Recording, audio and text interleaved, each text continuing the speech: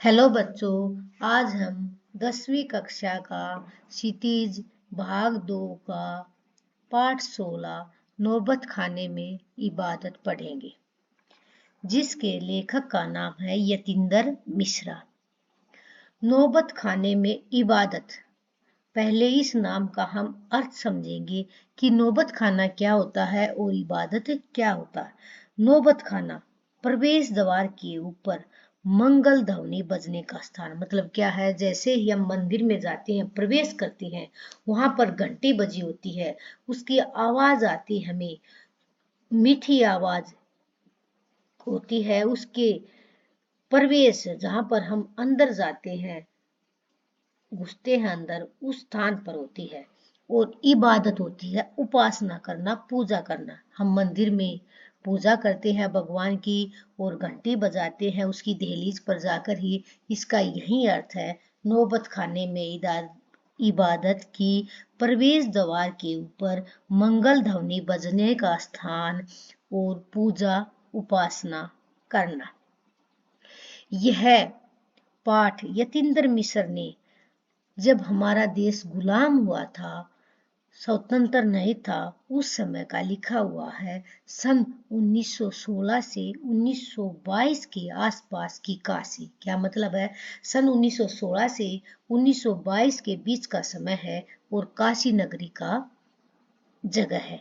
काशी नगरी हिंदुओं का एक पवित्र स्थल माना जाता है कि एक पवित्र स्थान है। पंचगंगा घाट स्थित बालाजी मंदिर की ढोडी। ढोडी के नीचे अंडरलाइन करेंगे। ढोडी का अर्थ होता है दहलीज। दहलीज होता है कि पंचगंगा घाट स्थित बालाजी के मंदिर की दहलीज पर ढोडी का नौबत खाना और नौबत खाने से निकलने वाली मंगल ध्वनि। क्या है कि वहां पर काशी में बालाजी का मंदिर है और उसकी दहलीज पर जैसे ही हम जाते हैं, जैसे ही प्रवेश करते हैं, वहां हम उपासना करते हैं, पूजा करते हैं और मंगल ध्वनि अच्छी मीठी आवाज में हम आवाज निकालते हैं। अमीरुद्दीन अभी सिर्फ 6 साल का है। अमीरुद्दीन नाम का लड़का है, उसकी उम्र केवल 6 साल है और उसका बड़ा भाई शमसुद्दीन 9 साल का है। उसका एक बड़ा भाई है जो 9 साल का है। अमीरुद्दीन 6 साल का है। अमीरुद्दीन को पता नहीं कि राग किस चिड़िया को कहते हैं। राग का मतलब होता गाना, कि गाना किस चिड़िया को कहते हैं उसको पता ही नहीं था बचपन की उम्र में। और ये लोग हैं मामू जान वगैरह, जो बात बात पर भीम पलासी और मुल्तानी कहते रहते थे। क्या मतलब है? भीम पलासी और मुल्तानी पे रेखांकित करेंगे। भीम पलासी और मुल्तानी का अर्थ है विशिष्ट रागों के नाम। नाम होते हैं किसी गाने वाले के, नाम होते हैं कि उसके मामा के घर। किसके मामा के घर? अमीरुद्दीन के मामा के घर पे जब वह जाता था तो नए नए तरीके के गाने सुनता था, राग सुनता था। क्या वाजिब मतलब हो सकता है, क्या मतलब हो सकता है उनका इन शब्दों का। इस लिहाज से अभी उम्र नहीं थी, क्योंकि उसकी उम्र अभी 6 साल थी। उसे मतलब नहीं था, ज्ञान नहीं था, उस शब्दों का अर्थ नहीं पता था उस राग का, क्योंकि उसकी उम्र छोटी थी। अमीरुद्दीन की जान सके इस भारी शब्दों का वजन कितना होता है, उसके लिए तो वे शब्द, वे राग बहुत भारी लगते थे। उनमें जैसे वजन होता, हम उठा नहीं सकते, इस प्रकार उसकी समझ से वे बाहर थे। गोया इतना जरूर है कि अमीरुद्दीन व शमसुद्दीन के मामा दवे सादिक हुसैन तथा अली बख्श देश के जाने माने शहनाई वादक थे। मोस्ट इंपोर्टेंट लाइन है, पूरी लाइन को अंडरलाइन करेंगे कि अमीरुद्दीन और शमसुद्दीन के मामा दे होती है 2 मामा। उनके मामा के नाम थे सादिक हुसैन और अली बख्श, जो देश के जाने माने शहनाई वादक थे, शहनाई बजाने वाले थे। सभी जानते थे कि ये शहनाई बजाने में सबसे महान हैं। विभिन्न रियासतों पे अंडरलाइन करेंगे। राज रजवाड़े में रियासत थी कि विभिन्न रियासतों के दरबार में, अनेक राज दरबार में बजाने जाते रहते थे, क्योंकि वे महान थे, फेमस थे। शहनाई उन्हें बजानी बहुत अच्छी आती थी, इसलिए सभी राजा महाराजा उन्हें बुलाते रहते थे। किनको? अमीरुद्दीन के मामा को। रोजनामचे में बालाजी का मंदिर सबसे ऊपर आता था। रोमजानजे क्या होता है कि उनका एक धर्म होता है, दैनिक कार्यों का विवरण करने वाली पुस्तिका कि वे रोजा पढ़ते हैं बालाजी के मंदिर में। हर दिन की शुरुआत वही ढोडी पर होती थी, हर दिन की शुरुआत वही दहलीज पर होती थी। मंदिर के विग्रहों को पता नहीं कितनी समझ है, जो रोज बदल बदल कर मुल्तानी, कल्याण, ललित और कभी भैरव रागों को सुनते रहते थे। क्या मतलब है इसमें? कि अलग अलग तरह के उस मंदिर में राग गाए जाते थे। ये खानदानी पेशा था अली बख्श के घर का। खानदानी पेशा मतलब क्या था? उनके पूर्वज भी यही करते थे, तो खानदान में यही पेशा था कि शहनाई बजाने का, और अच्छी अच्छी जगह पर जाने का शहनाई बजाई जाती थी और उनको बुलाया जाता था। उनके अब्बाजान मतलब उनके पिताजी भी यही ढोडी पर शहनाई बजाते रहते थे। किसके अब्बाजान? अली बख्श के। अली बख्श कौन थे? अमीरुद्दीन के मामा। मतलब क्या है? अब्बाजान हुए अमीरुद्दीन के नाना जी। कि उनके नाना जी भी शहनाई वादक थे और उनके दोनों मामा भी शहनाई वादक थे। अच्छी अच्छी जगह पर राजा महाराजा उनको अपने वहां पर शहनाई बजाने के लिए बुलाते थे। अमीरुद्दीन का जन्म डुमराव बिहार के एक संगीत प्रेमी परिवार में हुआ। अभी अमीरुद्दीन का जन्म भी ऐसे घराने में हुआ जो संगीत से प्रेम करता था। अंडरलाइन करेंगे, डुमराव बिहार में है ये। हम अभी क्वेश्चन आता है कि अमीरुद्दीन का जन्म कहाँ हुआ था? डुमराव में, बिहार के एक गांव में। 5-6 वर्ष डुमराव में, 5-6 साल तक वो डुमराव में बिताकर वह नाना के घर ननिहाल काशी में आ गया। काशी उसके नाना का घर था, मतलब अमीरुद्दीन के नाना का घर कहाँ था? काशी में। और अमीरुद्दीन का घर कहाँ था? डुमराव में। डुमराव का इतिहास में कोई स्थान बनता है तो ऐसा नहीं लगा कभी भी, पर यह जरूर है कि शहनाई और डुमराव एक दूसरे के लिए उपयोगी है। क्या मतलब है इसका?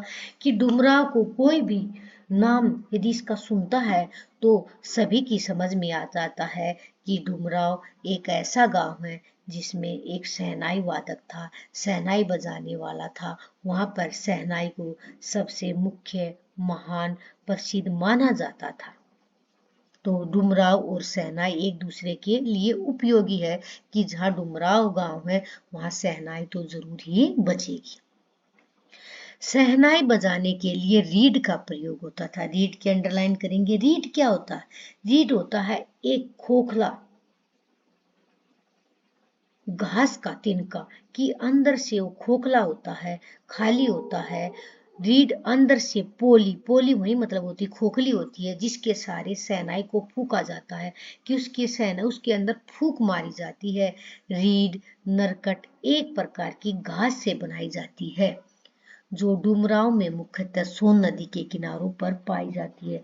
ये जो रीड की घास है ये डुमराव गांव में ही सोन नदी के किनारे पर पाई जाती है। इतनी ही महत्ता है इस समय डुमराव की। अब इसी जानकारी से डुमराव को जाना जाता है कि वहां पर एक प्रकार की घास पाई जाती है जो अंदर से खोखली होती है, डुमराव की, जिसके कारण शहनाई जैसा वाद्य बजता है। उस घास के तिनके से शहनाई जैसा वाद्य यंत्र बनता है। फिर अमीरुद्दीन, जो हम सबके प्रिय हैं, प्यारे हैं अमीरुद्दीन, उनके उस्ताद बिस्मिल्लाह खां साहब हैं। उनके अपने उस्ताद होता गुरु बिस्मिल्लाह खां साहब है। यहाँ पर अमीरुद्दीन बिस्मिल्लाह खां ही है बेटा, क्योंकि बिस्मिल्लाह खां का जो बचपन में नाम था वो अमीरुद्दीन ही था। उनका जन्म स्थान भी डुमराव है। दोनों का देखो, उनका जन्म स्थान भी डुमराव ही है। इनके परदादा उस्ताद सलार हुसैन खां डुमराव निवासी थे। क्योंकि इनका जन्म भी डुमराव हुआ तो इनके दादाजी का भी वहीं हुआ था, तो तो इनके परदादा थे उस्ताद सलार हुसैन खां डुमराव निवासी थे, मतलब डुमराव में रहने वाले थे। बिस्मिल्लाह खां उस्ताद पैगंबर बख्श खां और मिट्ठन के छोटे साहबजादे थे। छोटे साहबजादे थे क्या मतलब उनसे छोटे थे। किससे छोटे थे? बिस्मिल्लाह खां किससे छोटे थे? उस्ताद पैगंबर बख्श खां और मिट्ठन के छोटे साहबजादे थे। अमीरुद्दीन की उम्र अभी 14 साल है। पहले अब वो बढ़ता जाता है, अभी उसकी उम्र 14 साल हो गई है। मसलन बिस्मिल्लाह खां की उम्र अभी 14 साल है। देखो वही आ गया आंसर। अमीरुद्दीन की उम्र भी 14 साल है और बिस्मिल्लाह खां की उम्र भी 14 साल है, मतलब ये दोनों एक ही हैं। वही काशी है, काशी नगरी है, वही पुराना बालाजी का मंदिर, वहां जहां बिस्मिल्लाह खां को नौबत खाने रियाज के लिए जाना पड़ता है। बिस्मिल्लाह खां को जाना पड़ता है रियाज। रियाज के रेखांकित करेंगे। रियाज का मतलब होता है अभ्यास के लिए जाना पड़ता है। बालाजी के मंदिर में ये अभ्यास के लिए जाते थे। मगर एक रास्ता है बालाजी मंदिर तक जाने का, एक रास्ता था। यह रास्ता रसूलन बाई और बतूलन बाई के यहाँ से होकर जाता था। मतलब रास्ते में रसूलन बाई और बतूलन बाई का घर आता था जब ये वहां बालाजी के मंदिर में जाते थे। इस रास्ते से अमीरुद्दीन को जाना अच्छा लगता था। क्यों अच्छा लगता था?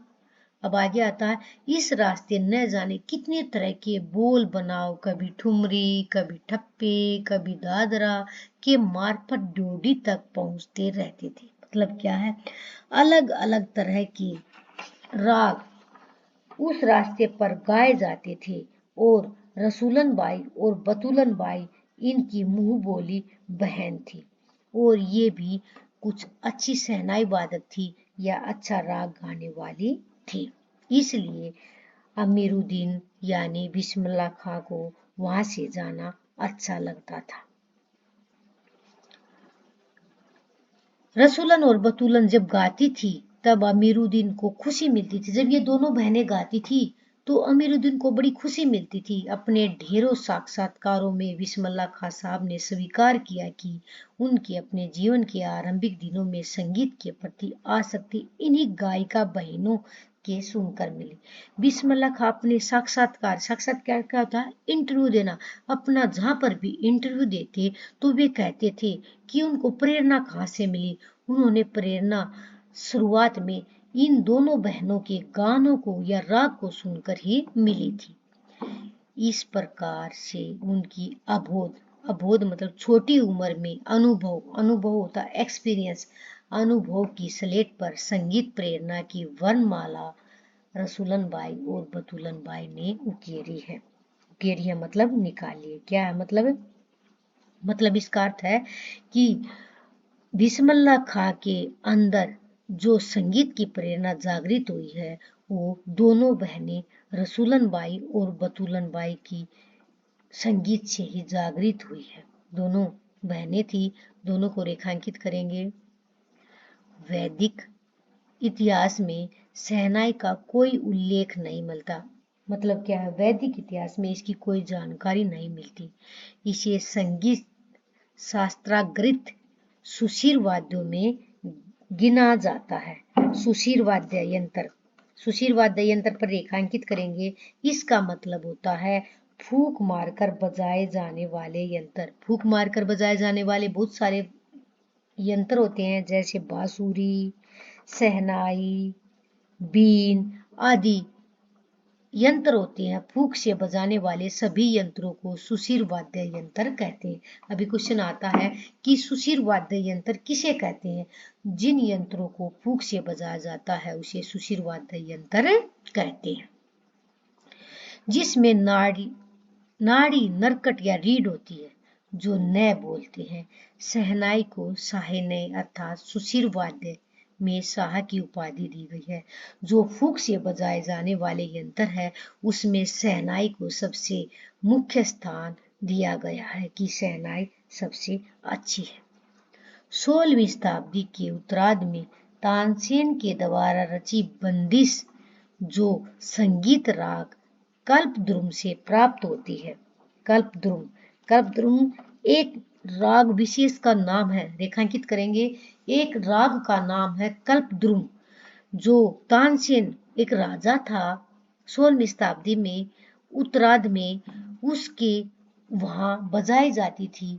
में शहनाई, मुरली, बंसी, श्रृंगी एवं मूर्छंग आदि का वर्णन आता है। किस राजा के?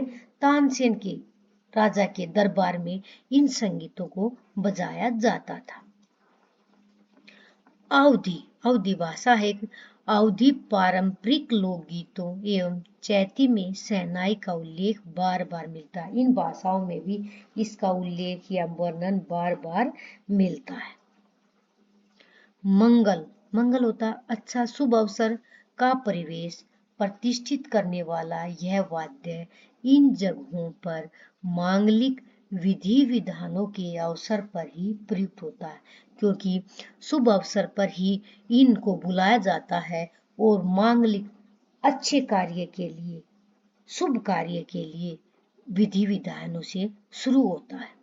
दक्षिण भारत के मंगल वाद्य नाग सौरम की तरह शहनाई प्रभाती की मंगल ध्वनि का संपूरक है। मंगल ध्वनि, शुभ ध्वनि, प्रभाती प्रातःकाल संपूरक पूर्णता प्रदान करने वाला है कि इस ध्वनि को दक्षिण भारत में भी मंगल ध्वनि के नाम से जाना जाता है। शहनाई के इसी मंगल ध्वनि के नायक बिस्मिल्लाह खां साहब 80 बरस के सुर मांग रहे थे कि इस समय जो शहनाई बजाने वाले जो बिस्मिल्लाह खां है, आज तक इससे अच्छी शहनाई किसी ने नहीं बजाई। वो 80 साल के हो चुके हैं, सुर आवाज मांग रहे हैं भगवान से। सच्चे सुर की नेमत वरदान, नेमत को रेखांकित करेंगे कि सच्चा सुर, सच्ची आवाज का वरदान मांग रहे हैं। किससे? भगवान से। 80 बरस की 5 वक्त वाली नमाज इसी सुर को पाने की प्रार्थना में खर्च हो जाती है कि जब भी ये अपनी नमाज पढ़ते हैं या अपना सुर गाते हैं तो भगवान से प्रार्थना करते हैं कि हे भगवान, आपने मुझे इतना अच्छा सुर दिया है और भी आप मुझे अच्छे से सुर दें, कि भगवान से मांगते हैं। लाखों सजदे इसी एक सच्चे सुर की इबादत में खुदा के आगे झुकते हैं कि लाखों जो आदमी है इस सच्चे सुर के सामने झुकते हैं। जिस प्रकार खुदा भगवान के सामने झुकते हैं, ऐसे बिस्मिल्लाह खां को भगवान मानते हैं। वे नमाज के बाद सजदे में गिड़गिड़ाते हैं वे, लेकिन बिस्मिल्लाह खां को जरा सा भी घमंड नहीं है। वे भगवान के सामने गिड़गिड़ाते हैं नमाज पढ़ते वक्त, मेरे मालिक एक सुर बख्श दे, सुर में वह तासीर पैदा कर दे कि आंखों से सच्चे मोती की तरह अनगढ़ आंसू निकल आए। रेखांकित करेंगे पूरी लाइन को। इसका से स्पष्ट आ सकता है यहाँ से कि हे मेरे मालिक, हे मेरे भगवान, सुर मेरे अंदर ऐसा आवाज, ऐसी स्वर भर दे जिससे कि मैं जब भी वह सुर गाऊं तो मेरा सुर सुनने वाले की आंखों से सच्चे मोती की तरह अनगिनत आंसू निकल आए, कि मेरे सुर में ऐसी मोती भर दे कि सभी की आंखें आंसू से भीग जाए। उनको यकीन है कभी खुदा यूं ही उन पर मेहरबान होगा और अपनी झोली से सुर का फल निकालकर उनकी ओर उछालेगा। उनको भगवान पर विश्वास है, खुदा भगवान है यहाँ कि उन्होंने कहा है कि भगवान मेरे के ऊपर मेहरबान होएगा और मेरी झोली में मेरे अंदर ऐसी स्वर ध्वनि का फल निकालकर मेरे लिए उछालेगा और फिर कहेगा, ले जा अमीरुद्दीन, इसको खा ले और कर ले अपनी मुराद पूरी। कि अमीरुद्दीन इसको ले जा और अपनी मुराद, जो आपकी इच्छा है, उसकी पूरी कर ले। अपने ऊहापोह से बचने के लिए हम स्वयं किसी शरण ऊहापोह को रेखांकित करेंगे। ये 3-4 बार एग्जाम में आ चुका है वर्ड आंसर पैसेज में कि ऊहापोह क्या होता है। मोस्ट इंपॉर्टेंट वर्ड है यहाँ ऊहापोह होता है कि उलझन, उलझन भरा मन। कि हमारा कई बार क्या होता है, हमारे सामने असमंजस, पहचान नहीं पाते कि हम क्या करें क्या ना करें, दुविधा में रहते हैं। तो उससे बचने के लिए हम किसकी शरण में जाते हैं? जब हमारे पास कोई सोल्यूशन नहीं होती, कोई तरीका नहीं होता उससे बचने के लिए, तो हम भगवान के पास जाते हैं, उसकी शरण में जाते हैं और किसी गुफा को खोजते हैं कि जहाँ दुश्चिंताओं दुर्बलताओं को छोड़ सके। ऐसी जगह चले जाते हैं जहाँ हमारी चिंता खत्म हो जाए, हमारी कमजोरी खत्म हो जाए और वहां से फिर अपने लिए एक नया तिलस्म गढ़, तिलस्म, तिलस्म होता है जादू, रेखांकित करेंगे कि एक नया जादू गढ़ सके, निकाल सके, गढ़ सके मतलब निर्माण कर सके, बना सके कि हम उन उलझनों से दूर होकर कोई नया जादू बना सके। हिरण अपनी ही महक से परेशान पूरे जंगल में उस वरदान को खोजता है जिसकी नमक उसी में समाई जाती है। क्या है मतलब इसमें कि हिरण जंगल में घूमता है, उसकी नाभि में एक सुगंधित पदार्थ है, उसको वो खोजता है, उसको खुद ये नहीं पता कि मेरे नाभि के अंदर है और मैं पूरे जंगल का भ्रमण कर रहा हूँ उसको ढूंढने के लिए। उसी प्रकार बिस्मिल्लाह खां थे कि उसके सुर जैसा कोई आज तक पैदा नहीं हुआ, फिर भी वो भगवान से अच्छा सुर मांगने के लिए सोचते रहते हैं। बिस्मिल्लाह खां की और यहाँ पर हिरण की समानता बताई गई है कि हिरण की नाभि में एक सुगंधित पदार्थ होता है, उसी प्रकार वह उस सुगंधित पदार्थ को ढूंढने के लिए पूरे जंगल में घूमता रहता है। उसे ये नहीं पता कि उसके अंदर ही समाया हुआ है। उसी प्रकार बिस्मिल्लाह खां के सुर में जो पवित्रता है, जो अच्छाई है, किसी में भी नहीं है, फिर भी वह भगवान से मांगता है। 80 बरस से बिस्मिल्लाह खां यही सोचते आए हैं कि सातों सुरों को बरतने की तमीज उन्हें सलीके से अभी तक क्यों नहीं आई। वे चिंता में हैं, वे सोचते रहते हैं कि बिस्मिल्लाह खां अच्छी तरीके से सलीके से उनको अब तक क्यों नहीं आई है। तो बेटा अब आज हम इस वीडियो में इतना ही करेंगे, नेक्स्ट वीडियो में इसे आगे बढ़ाएंगे। धन्यवाद।